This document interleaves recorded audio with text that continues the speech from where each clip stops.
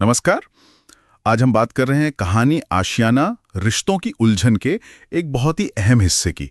कहानी में एक लड़की है रचना, उसके पिता हैं दीनानाथ जी जिनकी तबीयत कुछ ठीक नहीं है और वो चाहते हैं कि भाई बेटी की शादी की जिम्मेदारी जल्दी पूरी हो जाए।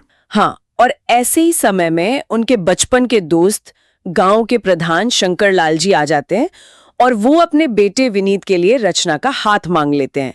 मतलब दोस्ती को रिश्तेदारी में बदलने की बात। बिल्कुल, लेकिन यही कहानी में एक मोड़ आता है।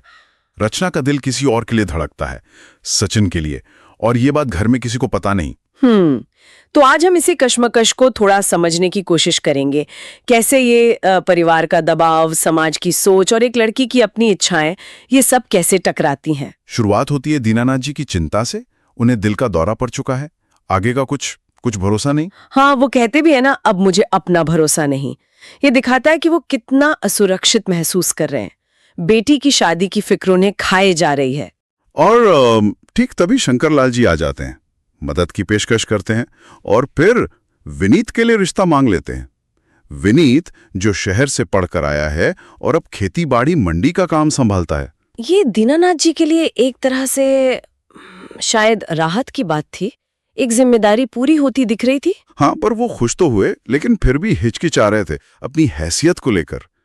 ये क्या था, मतलब सिर्फ पैसे की बात? नहीं, ये पैसे से ज्यादा है। ये समाज का ढांचा दिखाता है। बराबरी का रिश्ता होना चाहिए, दोस्ती चाहे कितनी भी पुरानी क्यों ना हो।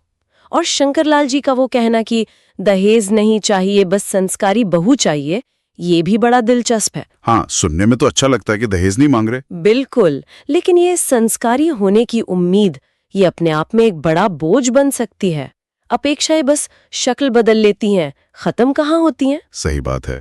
और इस पूरी बातचीत में रचना की माँ शांति जी कहाँ हैं? उन्हें तो बाद में बताया जाएगा। हाँ, ये उस समय का चलन दिखाता है शायद, कि ऐसे बड़े फैसले अक्सर घर के मर्द ही ले लेते थे। लेकिन कहानी का जो असली इमोशनल सेंटर है वो तो रचना है। बिल्कुल, जब उसे पता चलता है इस रिश्ते के बारे में, तो वो तो एकदम चौंक जाती है, हिल जाती है पूरी। वो तो बेचारी सचिन के बारे में बताने का सोच रही थी, शायद सही वक्त ढूंढ रही थी शायद। और तभी ये खबर, फिर वो फौरन सचिन को फोन करती है, सब बताती है। हाँ, और सचिन वो कहता है मैं अभी आता हूँ, बात करता हूँ। हाँ, लेकिन रचना उसे रोकती है, पिता की सेहत का हवाला देकर।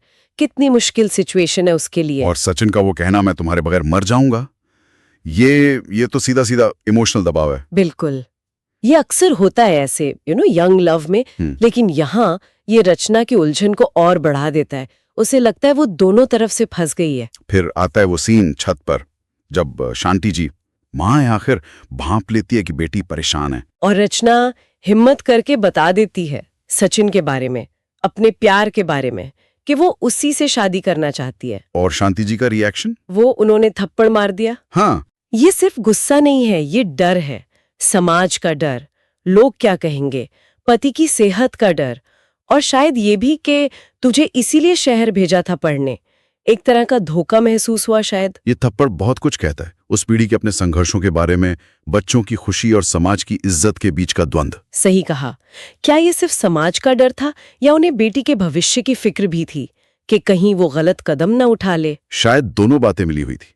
गुस्सा तो शायद पल भर का था, लेकिन बाद में पछतावा हुआ उन्हें, पहली बार बेटी पर हाथ उठाया। हाँ, और फिर वो रचना को समझाने की कोशिश करती हैं, पिता की बात मान ले, समाज ये सब बर्दाश्त नहीं करेगा। ये दिखाता है कि उनके लिए शायद परिवार की इज्जत, स्थिरता, ये सब ज्यादा जरूरी था, या कम से कम उन्हें लगता था कि यही सही रास्ता है। और रचना कहती रह जाती है कि सचिन अच्छा लड़का है, एक बार मिल तो लो। वो उम्मीद कर रही थी माँ समझेगी शायद। लेकिन शांति जी वो रात भर सो नहीं पाती, पति को देखती हैं सोते हुए, चिंता में डूबी हुई। और सुबह रचना फिर सचिन से फोन पर बात कर रही है, दबी आवाज में बता रही है कि माँ को बता दिया है, वो नाराज हैं, सब्र रखने को कह रही है। हाँ, और फिर चाय के वक्त शांति जी कोशिश करती हैं कि सब नॉर्मल लगे दीनानाथ जी के सामने। ये शायद सबसे मुश्किल होता है, अंदर तूफान चल रहा है और बाहर शांत दिखना है। तो कहानी एक ऐसी जगह आकर रुकी है जहां बहुत कुछ दांव पर है। पिता की सेहत, उनकी इच्छा, बेटी का प्यार, उसके सपने, माँ का डर, उसका द्वंद्व। बिल्कुल। और सवाल सिर्फ ये नहीं कि रचना क्या फैसला लेगी, सवाल ये भी है कि क्या ऐसी स्थिति में कोई एक सही फैसला हो भी सकता है? क्या हमेशा परिवार और समाज का दबाव ही भारी पड़ता है, या या बातचीत से, समझने समझाने से कोई रास्ता निकल सकता है? और शांति जी, उनका डर कितना वास्तविक था।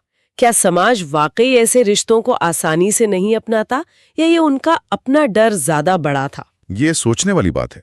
कहानी हमें सोचने पर मजबूर करती है। क्या संवाद, क्या आपसी समझ, क्या ये ऐसे टकरावों को हल कर सकते हैं? या फिर कुछ फैसले हमेशा अधूरे सपनों और टूटे दिलों की कीमत पर ही होते हैं? ये सवाल कहानी आगे कैसे बढ़ेगी, इस पर सोचने के लिए छोड़ जाती है।